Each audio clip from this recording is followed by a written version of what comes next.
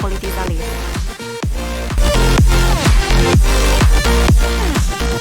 Politiza Liz.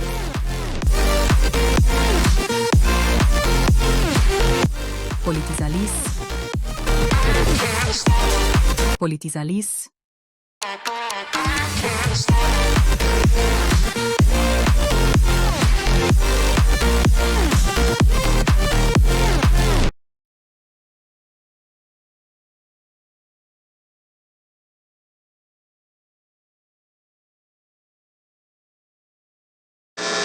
Bom dia, bom dia! Estamos ao vivo aqui com Politiza Liz e já passando a informação por problemas técnicos, a TVI News saiu fora do ar, mas já estabelecemos a nossa transmissão e aí a gente já entra diretamente aqui com Politiza Liz. Assim que terminar o Politiza Liz, volta a Pérola, aí com a transmissão do TVI News. Bom dia você que está chegando, a gente convida para estar nesses próximos 30 minutos com vários destaques e informações que gera o seu conhecimento, que gera a sua politização. E aqui nos estúdios está comigo Larissa Araújo, a nossa analista política mais afinada e afiada do sul, extremo sul da nossa Bahia. Bom dia, Larissa Araújo, seja muito bem-vinda aqui na nossa bancada do Politiza Liz. Bom dia a todos vocês que nos assistem agora nesse momento. Politiza Liz hoje, que está no formato diferenciado, não é verdade, Liz Daily? Hoje nós estamos aqui num bate-papo com vários destaques a nível nacional, regional, local e também com lançamentos, né? Vamos falar do lançamento do Mulher Política, cuja escritora sou eu mesmo, Liz Daily Nobre. Mas vamos começar o nosso encontro de hoje, que traz aí esses destaques. Não temos entrevista hoje e vamos politizar, Larissa. Vamos politizar com os fatos da semana. Entender como esses fatos podem impactar a nossa sociedade, impactar a nossa cidadania. Eu vou pedir para nosso querido Cássio, que fica ali nos bastidores, trabalhando na produção, que ele possa colocar aí o primeiro destaque. E aí, enquanto isso, eu e Larissa Araújo já vai fazendo os comentários. Larissa, você sabe que teve uma reunião no Ministério dos Transportes. Muito importante aqui. Muito importante. O primeiro destaque, né, vai começar logo com a nossa cidade, nossa região, Itabuna. Um destaque importantíssimo essa semana, não foi verdade? É verdade. Vamos lá, né? O primeiro destaque é a duplicação da BR-415. Um caminho aí que pretende ser um caminho para o desenvolvimento de um polo de logística e transporte. Já está aí as imagens do prefeito Augusto Castro, juntamente com o ministro do Transporte, Renan Filho, e a nossa querida secretária, a quem a gente tem um imenso carinho, que é Sônia Fontes. E eles, Larissa, estiveram em Brasília. E foi uma audiência, né, com o ministro dos Transportes. No meio ali está o senador Renan Filho, que é a secretária de Infraestrutura, que a gente já mencionou, o prefeito Augusto Castro. E eles avançaram nas tratativas para a duplicação do trecho da BR-415. Aquele trecho ali, Larissa, entre Nova Itabuna e Nova Ferradas. Exatamente. Essa obra, Larissa, será de 7 quilômetros e é considerado um marco aí, né, para a mobilidade, se ela vier a ser construída, e promete impulsionar. O objetivo é impulsionar o desenvolvimento econômico da nossa cidade, da região, melhorando o escoamento de mercadorias e atraindo, logicamente, novos investimentos logísticos e industriais. Então, o projeto aí, Augusto Castro, que já vem trabalhando com essas costuras aí de investimentos, né? Teve essa reunião, né, ali com o DENIT e, Larissa, é essencial para transformar essa área num polo estratégico de logística aqui no sul da Bahia. Exatamente. Você que está em casa já deve ter observado que aqui, né, entre Ilhéus e Itabuna, a gente tem uma variedade de atacadistas, né? Nós temos aí diversos setores que estão aqui se estabelecendo na nossa região. Exatamente. E para trazer esses produtos, né, que sejam distribuídos de forma atacadistas, a gente precisa de caminhões, né? Esses caminhões, eles têm uma estrutura maior e eles precisam transportar esses materiais numa malha viária que seja compatível com o seu com a sua carga, né? Então, quando a gente pensa em mobilidade urbana, quando a gente pensa em duplicação, a gente pensa também em facilitar esse meio, né? Porque a gente não poderia ter por dentro da cidade caminhões e mais caminhões, carretas e carretas, né? Imagine você num tráfego de meio-dia passando ali pela cidade, não ficaria bom, né? Então, essa duplicação, ela vem para viabilizar justamente isso também. Larissa, você vê que hoje há investimentos de indústria, mas há um grande investimento em polos de logística, em portos que a gente chama de portos secos, né? Que se torna um local de depósito de mercadorias para grandes indústrias, para grandes mercados atacadistas, já que a nossa cidade tem polarizado nesse mercado de armazéns atacadistas, né? Nós já temos o Mineirão, o Atacadão, o Atacarejo, está chegando uma nova rede na cidade, o Mix Mateus, né? Então, polarizou-se muito a compra desses mercados atacadistas. Então, com certeza, vai melhorar muito o transporte e melhorar a logística da nossa região. Então, um aceno aí para a administração de Augusto Castro, com certeza deixando mais uma marca importante na sua administração. Vamos para um segundo, porque hoje nós temos um programa relâmpago, né? Algo assim mais rápido, buf na capanga. E mais diverso. E mais diverso. Vamos para o segundo destaque. E agora já fica mais sério, que é uma notícia policial, né? E de cunho social também. Eu vou deixar você passar esse segundo destaque. Eu ia dizer pra você ficar à vontade. Então tá, muito obrigada por deixar que eu vou fazer um anúncio. Com propriedade ela vai falar isso. E eu já vou pedindo aí para Cássio engatilhar esse segundo destaque, notícia. Você que está aqui na TVI News, tem muita notícia sempre trazendo para você notícias, informações que possam gerar o seu debate, a sua reflexão para transformar você num cidadão de plena cidadania. Vamos a um destaque interessante, mas intrigante também. Um sequestro forjado. Eu já vi, como delegada de polícia, alguns sequestros forjados, principalmente envolvendo namoradinhos. Casais de namorados, entendeu? E esse não foi diferente. Eu, como delegada de polícia, já atuei em alguns. E esse foi interessante. Ele aconteceu em Senhor do Bonfim, um caso intrigante aí, ganhou os noticiários. O menino Guilherme Graceno, de 18 anos, ele desapareceu, Larissa.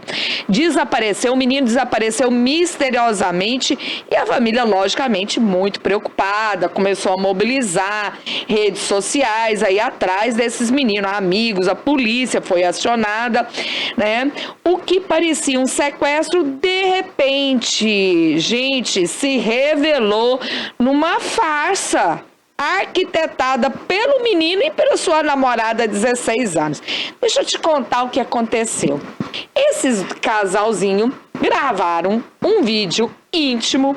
Esse vídeo circulou, chegou ao conhecimento do pai da menina, o pai não gostou, e aí, com medo de retaliações do pai, o menino forjou o próprio sequestro. E aí os meninos criaram essa encenação de desaparecimento, né? Chegou ele depois aparecer, indicar o local que era o suposto inventado cativeiro, só que o menino estava muito limpinho, não estava com a aparência de estar desidratado nem nada. O delegado logo viu que tinha angu né? Tinha Nesse caroço nesse angu, né? Aí o Guilherme foi preso, gente. Então, de vítima, passa a ser autor do fato, porque ele praticou um delito, o delito de denunciação caluniosa. A menina, que é menor de idade, responde pelo mesmo crime, mas à luz do Estatuto da Criança e Adolescente. E levou um susto à família, né, Lari? Além das questões que movem ali perante a lei, a gente também precisa falar da parte social e educativa, né?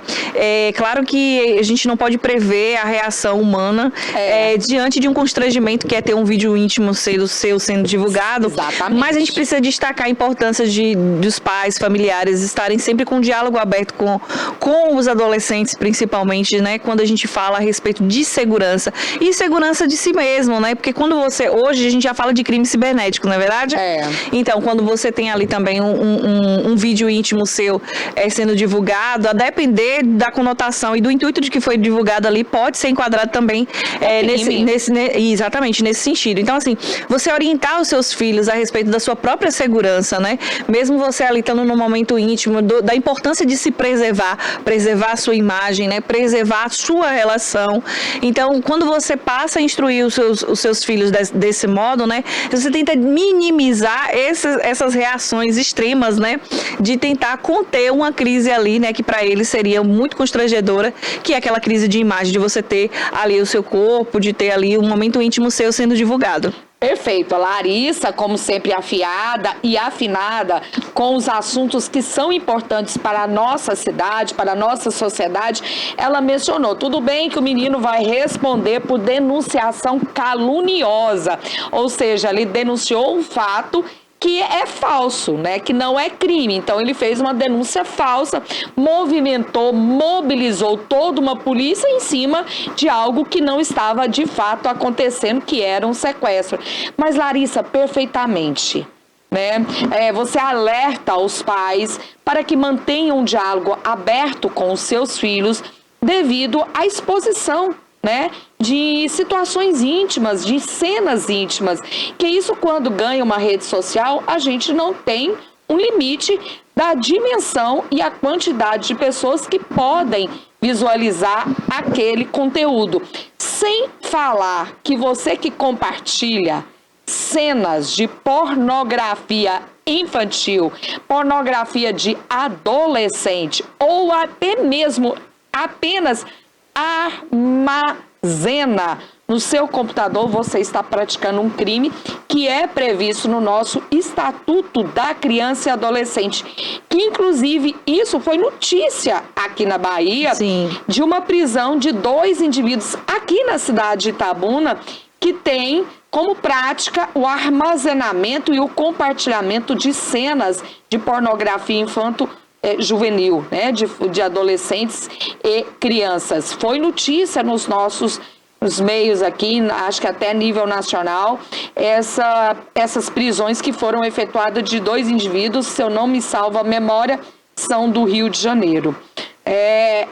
Fica o alerta e a orientação aí que você não pode ter nem de forma armazenada e muito menos compartilhar material que envolva pornografia juvenil, infantil, de adolescente, e mesmo que não possa ser, né, de uma criança adolescente, você não pode compartilhar, né, cenas íntimas de outra pessoa. Exatamente. Principalmente, às vezes, a gente vê em casos, né, Elisele, onde a intenção não é nem promover o conteúdo em si com aquela conotação de realmente ali, tô divulgando, olha o absurdo que está acontecendo. Mas a gente deve sempre também utilizar de uma premissa que eu sempre falo, se colocar no lugar do outro. Sim, então, sim. assim, quando você compartilha, às vezes, até cenas de estupro, cenas de violência, principalmente contra a criança, né? Mesmo com o intuito que você ficou muito consternado com a situação, não compartilhe, porque você está expondo a criança, você está expondo o adolescente, né? Poderia ser um familiar seu, poderia ser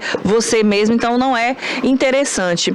Mas a gente também tem outro assunto tão interessante quanto para ser discutido, Lisdale, que essa semana deu o que falar. Na verdade, desde quando começou, China e Estados Unidos têm provocado, olha, uma guerra. Uma guerra literalmente econômica pelo mundo todo, não é verdade? É, exatamente. A gente já viu guerra de míssil, a gente já conhece guerras de território, guerra de drones, guerras de vários tipos de armamentos bélicos, mas é a primeira vez que eu, pelo menos enquanto pessoa, assisto uma guerra econômica tarifária. E que já teve o panelaço, agora tem o tarifaço. Então, pela primeira vez, eu acredito que a humanidade está vendo dois blocos econômicos, dois gigantes blocos econômicos se degladiarem aí. Eu taxo de 50%, depois eu taxo 80%, depois eu taxo 150%. Enfim, tá só subindo, não sei onde vai parar a escalada de taxas entre Estados Unidos e China. A China, gente, eu vou pedir para nosso amigo Cássio colocar aí as nossas imagens desse destaque da semana, que dessa guerra, né, do tarifaço histórico, uma guerra comercial, ali o de Xi Jinping, né, a guerra comercial entre China e Estados Unidos atingiu um patamar que a gente não sabe onde vai parar, né. Nessa sexta-feira, o governo chinês, ele já anunciou o aumento das tarifas sobre produtos americanos. Larissa, olha só, de 84% já está passando para 125%. Eu quero saber onde vai parar esse tarifaço. E isso já é o Xi Jinping aí que está na tela, como resposta ao tarifaço do presidente Donald Trump, que elevou a carga tributária total sobre os produtos chineses para 145%. A China, ela já apresentou, Larissa, uma queixa formal na OMC, né, alegando que os Estados Unidos, né, alegando que os Estados Unidos estão violando regras internacionais e adotam a prática de intimidação econômica das cadeias produtivas, né, e as relações diplomáticas. Então, os mercados, as bolsas andam bastante agitadas. Porque isso acaba influenciando, né? E a gente os melhores economistas aí do mundo afora prevê um processo inflacionário. Porque não é um problema apenas de relações diplomáticas, acaba interferindo também nas relações comerciais.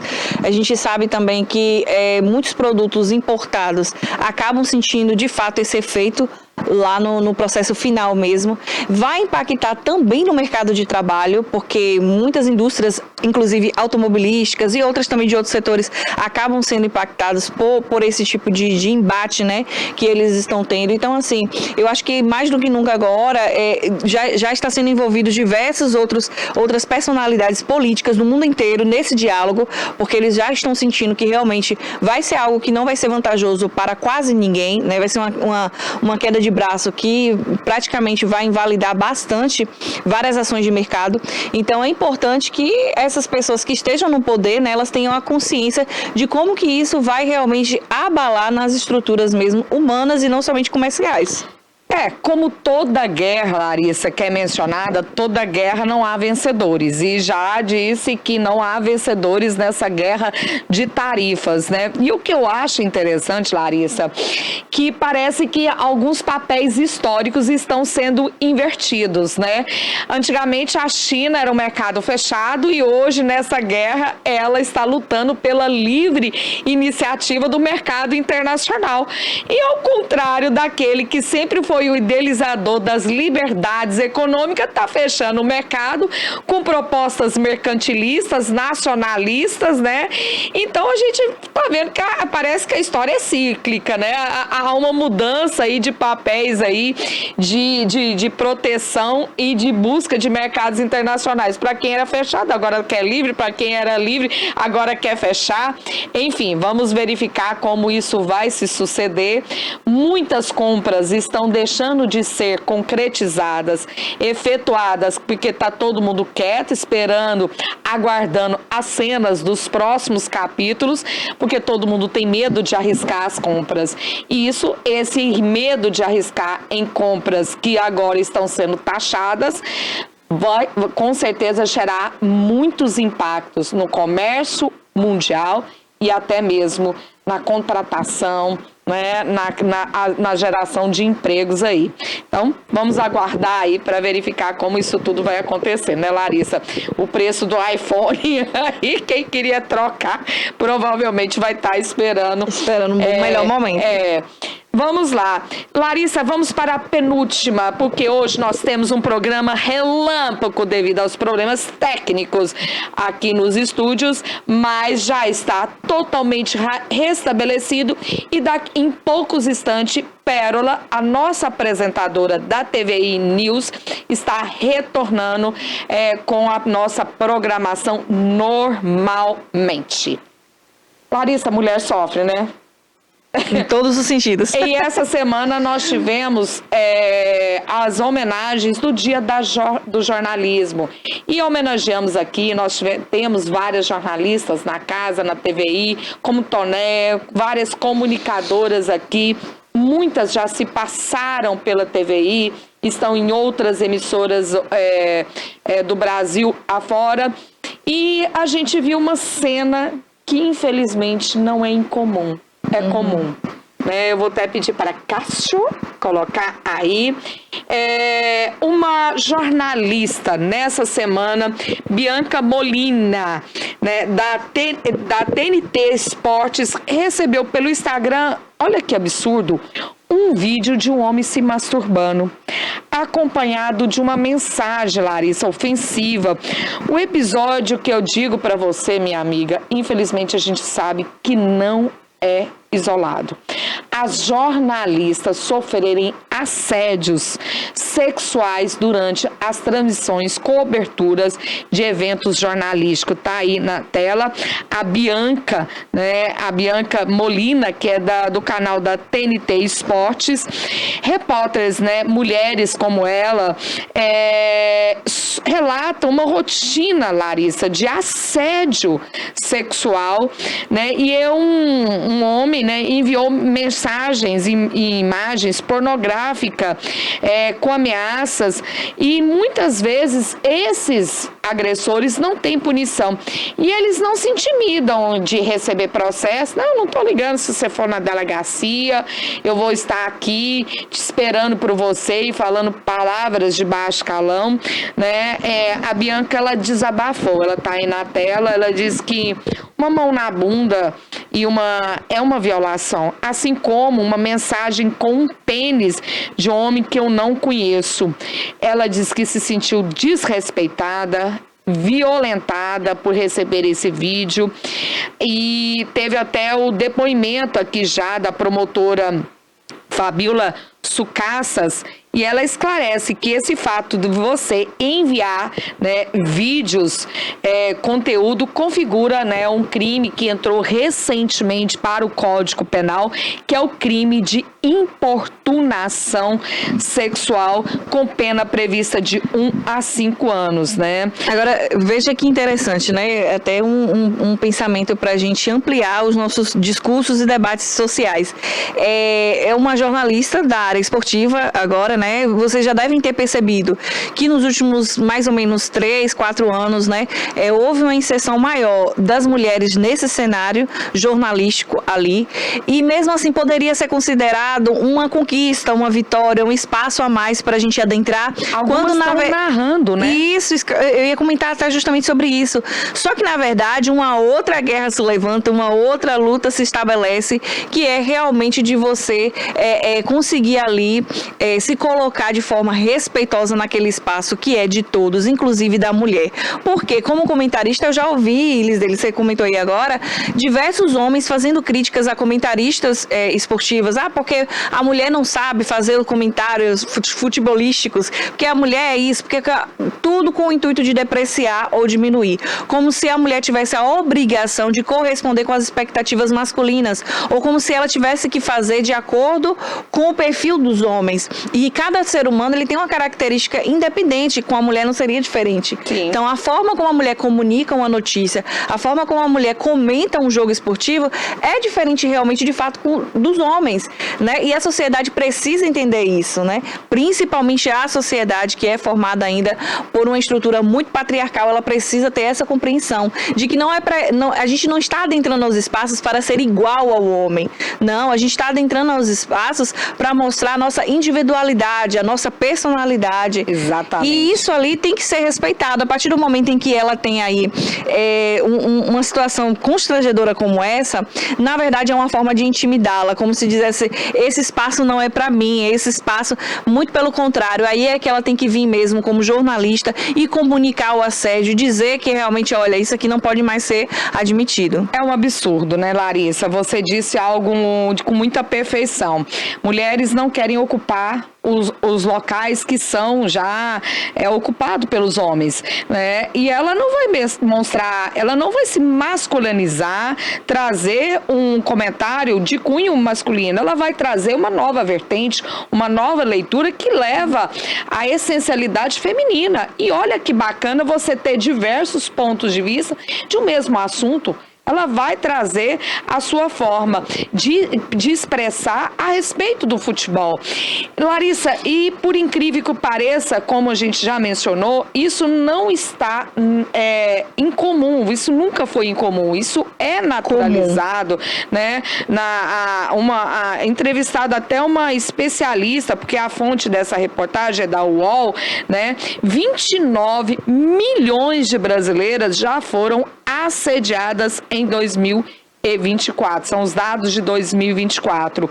É crime de importunação sexual você mandar esse tipo de conteúdo, ou até mesmo tocar no corpo de uma mulher sem a sua permissão, sem a sua anuência. Isso é importunação sexual, né? Então, é muito importante que a repórter faça essa comunicação, faça essa denúncia, para que a gente possa ocupar esses espaços sem estar sujeita à violência. A gente olha ali, aquela mulher está trabalhando, Larissa. Ela está exercendo o papel dela. Ela está exercendo a função dela. O que se espera é que ela tenha um ambiente de acolhimento, de paz e principalmente de segurança. Você imagina, você está aqui com o microfone na mão, sujeito à violência por estar exercendo esse papel, né? Que é de direito dela. Provavelmente é uma jornalista que estudou, se bacharelou, tem o curso de jornalismo, trabalha, recebe um salário por isso e tem que ser atacada por simplesmente exercer suas atribuições formais, profissionais. Eu vou parafrasear você aí e dizer que é direito da mulher estar onde ela quiser. Exato. Tendo a capacidade, tendo a disponibilidade, tendo o desejo de estar e de permanecer, é direito da mulher e que precisa ser respeitado. Por esta mulher, por estas mulheres, por essa situação e por diversas outras tantas, é que a gente precisa de mulheres também como você, Lisdeile. Pois é. Que domingo estará num espaço e vivendo um tempo muito oportuno e diferente, que é o lançamento de um grande livro. Conta pra gente essa novidade. Essa novidade não foge do que aconteceu com Bianca, jornalista, né? É a mesma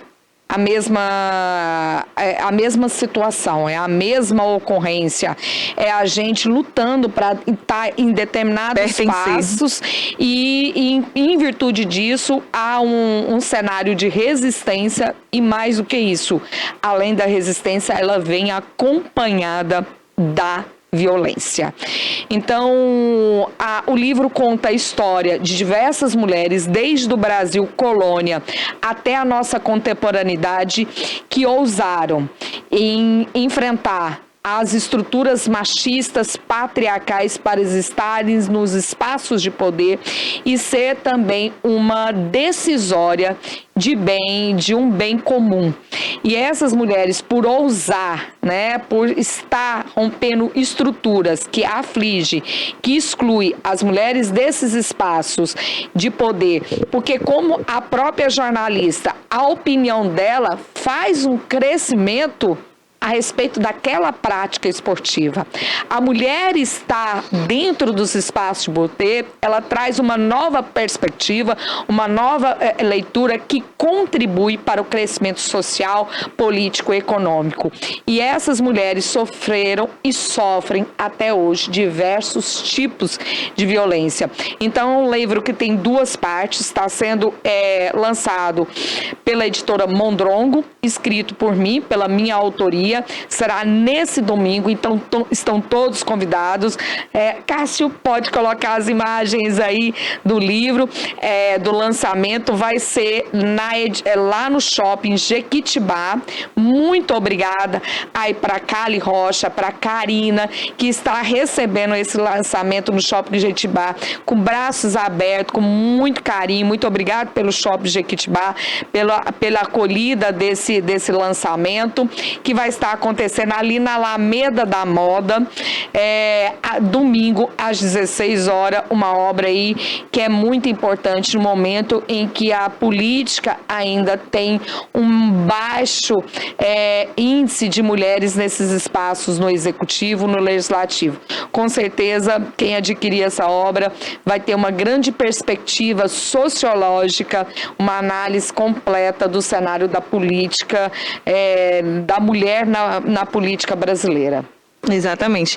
Eu sempre digo que as ações de violência passadas e vividas pelas mulheres também nesse âmbito político não devem servir para intimidá-las, né? Porque muitas vezes é esse o propósito, intimidá-las, deixá-las de fora ainda permanente. Muito pelo contrário, deve ser ainda ações que encorajam você e outras tantas a permanecer e a adentrar, porque muitas vezes nós somos vistos como verdadeiras ameaças a um sistema em que não tem interesse nenhum em nos tê-los, né? Ali pertencente àquele processo, né? Porque sabe que, como o Liz ele mesmo falou, quando a mulher ela adentra um espaço novo, ela vem com um poder de transformação muito grande.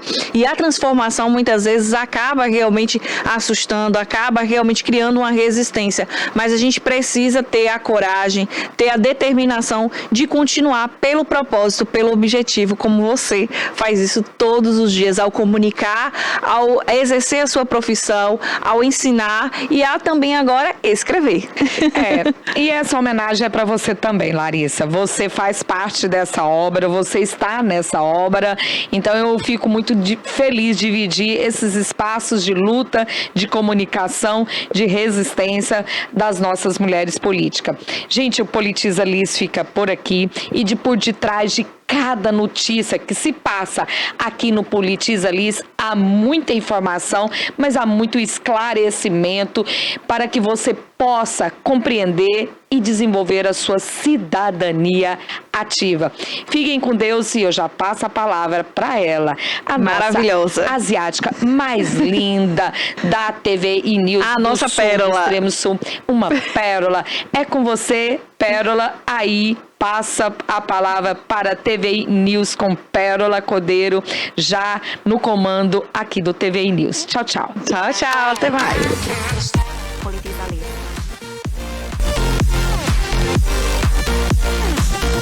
Politiza Liz.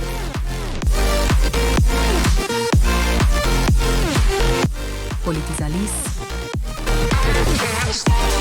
Politiza Liz.